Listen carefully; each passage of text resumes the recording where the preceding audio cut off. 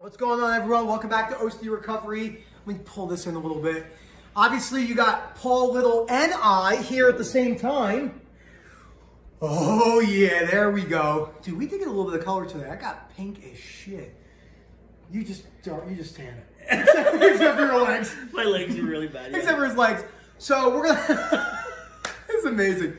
So we are going to talk about Sensorimotor today. I'm going to start with Paul. I have some questions from Rob that he wanted me to talk about. We're going to kind of go back and forth on our journey and talk about where we are today, how bad both of us were.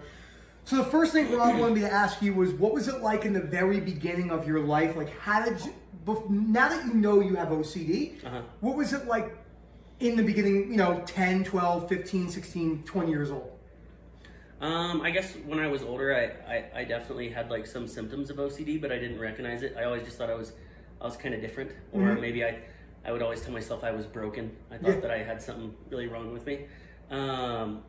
So I definitely have always had really bad anxiety, obviously, but until I was chronically stuck and it took over my life, it wasn't anything. What was that moment like for you? When was like when did your light switch moment turn on? For that? For Sensorimotor. When did it change? So I had 3 hernias all at the same time. So I had hiatal and inguinal. What? I can't even say it. Inguinal. Yeah. And then umbilical hernia all at the same time. And the pain had just gotten so bad that it was just all I could focus on was body sensation. And the doctors couldn't figure out what was going on pain-wise. So my anxiety just went crazy because I thought that I was causing the pain from my anxiety. That's when I really started focusing on my breathing all the time because the pain was in my stomach and in my chest. So I was always thinking about it all the time. Damn, it's crazy how it manifests in different ways. So if you've seen my video, I'm going to move this a little bit, see if we can get a little bit closer than that. There we go. So for in my videos, or in my situation, I was driving when it hit me. I remember thinking, would do other people not notice their foot on the gas pedal, their hand on the steering wheel, and then I thought blinking. And I actually remember basically exactly how it manifested because I became like slightly hyper aware, and in a matter of minutes it was boom, boom, and I had a panic attack. Like right there. I just completely had a panic attack, freaked out. My entire life basically went from, I had the seizure, we'll talk about all that. We just were at pizza and one of my buddies passed out. He passed out in line ordering pizza 3 times. Good times. So I had a seizure in class. My dad died, my mom's sister died, my aunt and my dog died. Then I was in grad school doing like 80 hours a week of class, going to the gym, drinking way too much caffeine, and it was just a spiral. And that was really it for me. But like I remember growing up, I had like weird things, right? I would hide food behind, like compulsively would hide food behind the toy chest. Yeah. Like I never ate my food. I was always like pathologically lying about everything from like 12 to 25, like constantly. And all these other compulsive behaviors I didn't even realize were associated with OCD at all. Yeah. And that was really the #1 thing. I locked the doors over and over and over and over. This is what's so interesting about OCD because I never had any of that. I would like go to the bathroom and then I would go shower, and then I would be worried that someone would come in there. So I'd go back and I'd lock it, and then I'd go back to the shower, and then I'd go back and lock it and go back. And I did it 6, 7, 8, 9 times. I did it for probably 6 or 7 months when I was, 5 or 6. And then one time I was like, why am I doing this? I'm not going to do this anymore. And I just made myself not go lock the door. It's wild. That's so wild because it just, the lotion one, which I talked about the lotion one before, I basically put lotion on. Erica used to watch. Erica's down. She's in the other room. She's listening to me say this. And then she knows because she saw me do it. I would go through like a bottle of cocoa butter, like the big ones, in like 2 weeks. Because I just was like constantly applying lotion. Little did I know, I did that because I was looking for a just right feeling all day long. But I never had contamination. It was body dysmorphia, sensorimotor, conditional self-acceptance, which affects everyone, but affects people like us way stronger. And then family too. Like my father had OCD. I have 1, 2, 3 cousins with OCD. My dad's mother definitely had OCD. My dad has it. 3 of my sisters have it. I've got an aunt who has it, and then I have a cousin who has it. Well, 2 aunts that have it, and a cousin that has it. One of my cousins has it super, super bad. One of my sisters is same with me too. You know, it's wild because like I always think does my sister have it? Like I've always think this, and she, you know, if my sister watches the videos, we've probably talked about this before. Whether she talks about it or not, I have no idea. Because my mom is a hypochondriac. Erica and I, we talk about this all the time. But my mom is, without a doubt, like diagnosable hypochondriac. Freaks out with planes. She'll do it, but she's definitely not rational about it at all. It's not, she doesn't know any better. It's not like she's doing it, you know, she just don't know what you don't know. Yeah. So what would you say, in your opinion, was the biggest mistake you made in the first 6 months of your journey? Being lazy. Also drinking too much. Probably, I would say Rob was like, hey, you shouldn't be drinking because you obviously have like an addictive behavior, but I didn't listen to him. I still drink. Who listens to Rob? Yeah. Well, why would you do that? Never. And you shouldn't drink right there, Don't drink a beer, you'll be all right. Yeah. No, so I would never, so I would say that I didn't read a lot of the books.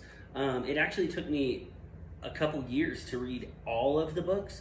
I read some of the books multiple times, but I would read part of a book and think it didn't apply to me, or I'd be like, oh, this book is stupid, or, you know, and I would say that was part of it. And then also utilizing, I guess, some of the tools that were available. Like as soon as I was feeling good, I'd be like, oh, I'm not gonna be, you know, as involved and, you know, running from the groups or just like anything. I did that so many times. I must have left the groups 10 times in the very beginning because I just would get a little bit better, and then I'm like, I don't need to be here. Like, these people, it isn't for me. And then, you know, and then I came to realize, and this is the same thing. So if you're doing this, we both know how this works. You don't need to leave the groups. You don't need to speak in them, but you don't need to leave them. That's the key we're talking about. The biggest mistake I made was getting triggered and then leaving. It's those immediate changes that, like, changing your workout program like I did compulsively every single week. Yep. Going from counting my macros to not counting my macros to reading 2 books in a week to not reading. It was just, everything was just like up and down. And I have a way better sense of balance. I would say the only thing I have a struggle with for balance-wise is probably caffeine. Caffeine's probably the one thing I've accepted. I probably don't use it. I don't even know what word I would use. Not efficiently, but I don't use it in a balanced manner. Yeah. I just like black coffee. I drink a lot of it. I drink a lot of coffee. Yeah, you know. But look at that. Both him and I have drank black coffee, and we both recovered from Sensorimotor. I don't drink anymore because Rob told me not to, so I drink coffee. He said, just please not drink alcohol anymore. And Bella's like, I'll just drink 25 shots of espresso a day. Yeah, basically. Think his blood pressure? My blood pressure is 220 over 150. Your heart's like, tick, tick, tick, tick. What's another good one too? The beginning. Okay, how important is the book for any OCD recovery? Like the first book on the reading list, How to Stubbornly Refuse. I would say it's really foundational because it teaches you basically how to think rationally. So you're able to break things down for what they really are and be able to accept them. And I remember when I first read that book, it was kind of difficult for me to read just because I'm dyslexic, and also I just didn't. It was very difficult. I was anxious, chronically anxious all the time. I didn't want to read no freaking book. You know what I mean? Exactly what you mean. But you know, what I've realized in the long run is, you know, until you really look at the fear and you really learn how to break those things down, what's going to happen is you're going to long-term always inevitably go back to being chronically anxious. And there's going to be times when things are going to come up, right? And then sometimes even the same thing over and over and over and over. And when it does, you know, it may kind of suck sometimes, but that book is what is foundational. It's going to be able to help you break down those things so you can accept them and you can be rational. And then long term, when things hit you in life, they don't really affect you like they did before. You don't have those triggering events. It's more like, oh, this thing that happened before that used to make me really freak out. Now it's like, oh, holy shit, that didn't even matter anymore. Exactly. And I think I've seen the biggest benefit from the book, like outside of Sensorimotor, for work. Like losing patience, or like having someone cancel on me that day, or like things that don't because we all, whether you own a business or an employee, whatever you do, you're a stay-at-home mom, things never go the way you think they're going to go. No. Ever. Like, the problem is we all wake up, and when we wake up, we have an idea of what our day is going to be like right when we wake up, right? Yeah. You think, okay, I'm going to do 3 deals today, and so forth, and then maybe you don't close any deals, and then, you know, your water heater breaks, or, you know, your house gets flooded. I mean, I've had so many patients. One of my patients, you'll love this. She went through more shit in 3 months. I mean, like, her mom died, her husband's parents died, then her mom died, then her sister died, and then their house got flooded, and it was crazy stuff. And she handled it so well, at least to me. She probably definitely struggled, but when she told me about the water thing, it was so funny. You know, I went to see her and treat her at the house, and you know, all the drying stuff was in the living room, and I said, "What happened?" She's like, "My stupid husband left the water on for 3 hours in the sink and flooded the entire house." That sounds like something I would. But that's why this stuff is so good. Yeah. Because what happens is most people in life, understandably so, in my opinion, that happens and they freak out. Totally freak out. And I think that's the best thing about the reading. So the reading, for sure, what would you say the biggest mistake is anyone makes with a sensation-based fear? That could be, you know, the big 5, as I call them: blinking, breathing, salivating, swallowing, and your heartbeat. The big sensorimotor 5. But I mean, like, any sensation: tinnitus, the postnasal drip that some people don't want to watch your videos because it triggers them. Yeah, like I always have allergies. It's just always. Yeah. Like, so what would you say the biggest mistake people make is with a sensation-based fear? One, trying to make it go away. Trying to find a way to make it go away, even compulsively chasing the feeling, trying to make yourself feel it more, because then what happens is that's not acceptance. That's you trying to make it go away still. And you're like, oh, I want to make myself get used to this. So over time, you know, it's not as bad. But the problem is it doesn't. It's just going to make it worse. So the sensation's always going to be there, right? And I think a lot of people make the mistake of trying to put themselves in situations to feel it more, right? It's good to do activities where you're always going to be uncomfortable, like, you know, running or, you know, exercising, whatever those things may be that make you feel those sensations more, but not compulsively chasing them, but just not avoiding them entirely, right? I would say that would be the first thing. And then the other thing is maybe putting too much emphasis on the exposure itself, because the exposure is not what's going to help, because that's not what the core fear is. The core fear is being stuck forever. I mean, that's what mine is, and I can imagine Same that's what here. everyone is. Yeah, right? yeah. So that's the biggest thing, putting too much emphasis on that, and really, and just, you know, emphasis. The biggest thing I would say is really just feeling it for a long time. You know what I mean? Like, that's what's going to make the biggest difference. Yeah, the saliva is being and the swallowing for long periods. Absolutely, like, and it's so hard. Like, so if I do coaching with you and you're watching this, or we do webinars, I don't particularly enjoy telling you to do nothing, like, you know, to maybe you need a month off from disputing, or it's just my understanding is so good because of coming out the other side with it. Yeah. And I see what I did. And so when people speak, and I say to myself, it's very easy to tell when someone is doing something to push it away. Well, what exposures should I do? With exposures. And I say to people, what if I told you that you were going to just notice your breathing for the next 5 years? Like, what would you do about that situation? You'd have to learn to become semi-accepting of it, or else it would, you know, you would be just really stuck. Yeah, all the time. So, and I think that's the big mistake that both of us see with sensorimotor people, because we both speak to a lot of sensorimotor people. I mean, people DMing us all the time, or private messaging us, because our videos are very, very popular on YouTube when it comes to sensorimotor. And they always ask the same thing. How much do I need to expose myself to my breathing? How much do I need to expose myself? And I say, you're going to breathe forever, like forever. But if you're avoiding, like you said, if you're not running, if you're not going back to the gym, if you're not hiking like we did today to almost 10,000 feet, if you're not doing any of that stuff because you're afraid of noticing your sensation, then in the long run, you're really setting yourself up for a problem. Because you're chasing that exposure. 100%. I would say that's probably the biggest thing, you know, when it comes to the exposure versus the acceptance. Now, what would you say when it comes to what makes, how do I want to say this? I don't want to say OCD recovery, because both of us, you know, as much as we both recovered, this isn't me putting him on the pedestal, it's just the truth. we both recovered because of ourselves, but we both recovered because of Rob. I mean, if it wasn't for Rob, we didn't know Rob, I don't think either one of us would have recovered. And who knows where we would have been. So what would you say if you're first watching this video, or you're first finding Rob, and you feel like you're connecting with him? How would you break that down? Like, what does it feel like when you first found Rob, or when anyone finds Rob for the first time? I mean, just to go back to like what I was saying earlier, like I am you're not broken. Like when I was younger, like my whole life, I was always like, what is wrong with me? Why do I feel this way? Why am I always anxious? Why is it like I can never ever get rid of this feeling or emotion? And when I remember just being at like the end of my ropes, doing every kind of therapy there was, and medications, just and spending literally thousands and thousands and thousands of dollars, and Googling ways to fix it for ever, and nothing worked. And then I finally find an Instagram, OCD recovery, because I was like, oh, maybe I'll find something about OCD on Instagram.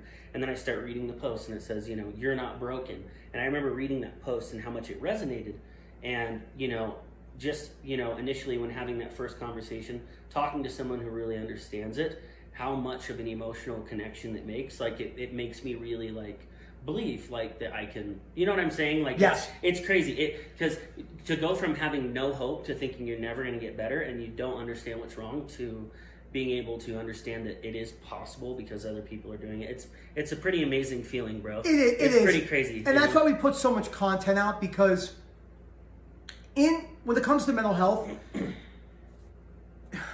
this is so hard to say because it's there's not really an easy way to say it.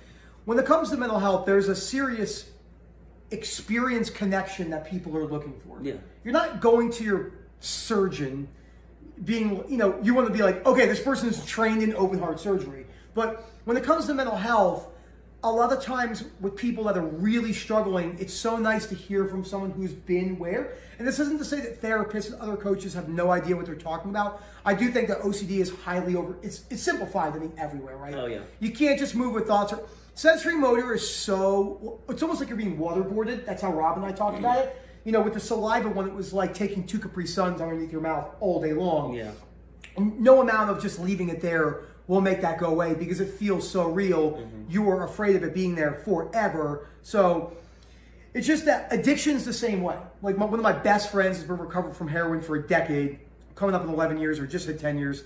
And I would ask him, his name's Kirk. Kirk, what's your opinion on, the connecting with people? He's like, I just can connect to them really well because I lost my car. They impounded my car. They took a bunch of money from me. I was really bad. I was 115 pounds, and yeah. Then seeing where he is now, like a very, very successful guy, and does very well for himself with a child and married, to his high school sweetheart, who I'm both friends with both of them, yeah, is incredible to see. Like that's an incredible thing to see because when you're suffering with OCD, you're so fogged out of what anyone else is fucking doing. It's just my suffering and nothing else exists. And it could be really debilitating, as you and me both know. Mm-hmm. Okay, so, and then basically, the one thing about compulsions, there's obviously 2 different types, right? You have outward compulsions, you have mental rumination, which is basically primarily automatic, which I'm going to ask Paul about what his opinion is on that. And then you have analyzing. So this is what analyzing is. You have lighter OCD, right? And you're sitting here and you're looking at the lighter and you're saying, okay, like it's a false memory, real event. Was this lighter green yesterday? And you're really trying to analyze it. You can actually stop doing that quickly. It's not easy, but you can do it. I didn't stop it quickly, but you can do it. But automatic rumination, in your opinion, how does rumination play out in those scenarios where it just is coming whatever? So with like rumination, or for me, like the internal thermometer is the biggest one, but with rumination, like it's something that you don't really have control over. It's really automatic, and the more you try to stop it or make it go away, the worse it's gonna get. It's not. Sure. So what you have to do is kind of just let it fly, let it run, let it make you uncomfortable, whatever, because you're just working against yourself in that manner, right? But the good thing about rumination is it's actually a really good thing because it points out all of the things. I love that you said this. Yeah, this is great. So it really it really like almost gives you the path and says, hey, guess what? These are all the things you're afraid of. These are the things you need to break down rationally and work on them to get rid of your irrational fears. Because until you break down those fears and you work on those fears, the rumination will not disappear. So when you know that the rumination is existing, that there's fears to be worked on. When there's not rumination, but uncomfortable body sensations, or you're focusing on your saliva or your breathing, whatever it is, it's just a time thing at that point, right? And you just have to bring it for the ride and be uncomfortable and just let it happen, because your body needs to let those things happen. Break that down too, what you just said. Let's segue right into that. Okay. What do you mean by, like, what do we mean when we say bring it for the ride? Like, give people the example of, there's no timelines, but what do we really mean by, like, this is not an overnight or monthly or, before he answers this, I'm just going to be very, very honest. I have never met one person, and I work with a lot of sufferers now, who have completely, robustly recovered from OCD in less than a year. I don't know one person. No. This doesn't mean that we weren't light years from where we were, right? But we were definitely not recovered. And I think can be heartbreaking to hear, but it's just the reality of it. So when you say bring it for the ride, what does that mean? What do we mean by that when we say that? So bring it for the ride is like, no matter what's, I guess, happening, like mentally, physically, you literally live the life that you would live, anxious or not. And just really just do everything that you would want to do, and just, even if you're uncomfortable. And I would say that the biggest thing for me is when I really grasped this principle, this is when I recovered. Didn't matter if I still was anxious or had anything going on. When I really grasped this one principle, I recovered, because OCD, doesn't matter what happens, it does not affect my life. I mean, sometimes I may be a little irritated because I'm anxious. Irritability was probably the number one side effect. Erica, who's listening, probably. Erica, I wasn't ever irritable, right? 100% of the time, she says. Now, that would be an irrational belief, because that means I was irritable when I was sleeping. Which could have been the case. But I think that's a big one for me, because how many people ask me that? Nick, I feel like I'm so angry all the time. I say, well, you have anger beliefs, right? Anger Creating Beliefs, the book we both read. Yep. Al Ellis says how to control your anger before it controls you. Yep. But also, your nerves are sensitized. Yep. So compassion and empathy is so important, because you're extremely anxious. When someone cuts you off on the road, you're already so anxious. It's so easy to just be like, fuck you, And you're like, oh, why did I do that? Because I'm not saying, we agree with that. It's just we understand why it's happening. Yeah. And I think that's a really good point what you said, because what I always say, you probably haven't heard me say this a lot in the webinars. I almost always start the webinars like the one I'm starting tomorrow on. Tomorrow's a great webinar, because it's breaking down beliefs. It's breaking down how to dispute, which we've never done a webinar directly correlated to like that process. Yeah. But I would say that, I just forgot what I was going to say, but it will come to me. Bring it for the ride. I would say that, I always tell people, if it was not called OCD recovery, it was called OCD deal with it, what would you do? What would you do? Would you I mean, understandably, would you give up? Trust me, I've been there. Yes, I understand. But you could come to terms with accepting that that's just what's happening right now, and you could go out and go back to work and go to the gym and do everything. Yeah, like, what are you going to do? If you were stuck forever, are you just going to just sit on your ass and feel sorry for yourself and be uncomfortable, or are you going to go do whatever you want? Again, which is understandable. As soon as you decide to make that decision, OCD doesn't affect you anymore. No, it doesn't. No. Even if symptoms are lingering, and that's a great point, because 100%. You can really grasp that. This is what's frustrating for a lot of people, and understandably so.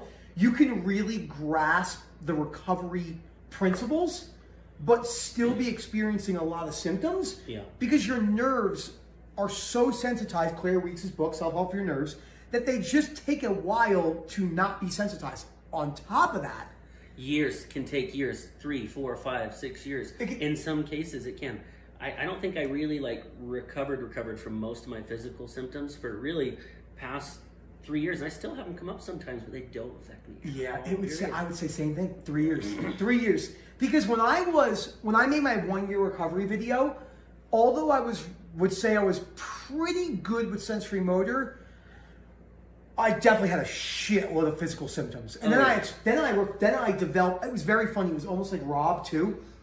Then I developed GAD, and GAD stayed latched for a couple years. I mean, you know, it was just constant physical symptoms. I would say for me, the only thing that when it tries to latch and get me is when I'm really stressed with work. Yep. Like I have a lot of things going on. It's your lifestyle factors or go out, so it's easy for OCD to pick. This is why it's so important to understand how OCD works. Neuroanatomy, neurophysiology, really cool, but it actually doesn't teach you anything, like practically for OCD. Yeah. This is so funny. We were watching, Erica knows we're obsessed with Harry Potter. And Dumbledore was talking to Harry when he found, do you watch Harry Potter? Kind of. Okay. I have friends. I have friends. So in the very first... in the very first movie, The Mirror of Az, whatever it's called, where it shows you what you want. No. He definitely doesn't watch Harry Potter. That made no sense. Oh my God, so disappointed. Anyway, there's a mirror. When you look in the mirror, it shows you what you desire. And Dumbledore said, dude, this is so applicable to just things in life. He said, this mirror does not provide knowledge or truth. And that is, unfortunately, the vast majority of all anxiety accounts on social media. They don't provide truth and they don't provide knowledge. You have no idea what they're talking about. They provide a very... Reassurance. Reassurance. That's, okay, let's segue into that. What's the biggest problem when it comes to reassurance in our community? Everyone just gives people reassurance all the time. What are the things that you see? But like, you know, I'll post.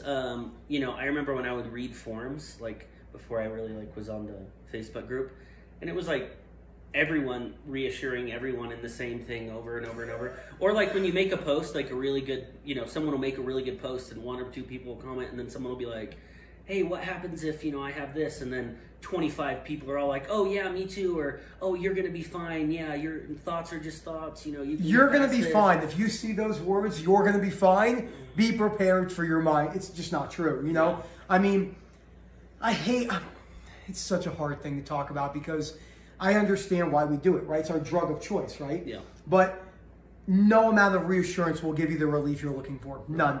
We're not here to be, that's not true.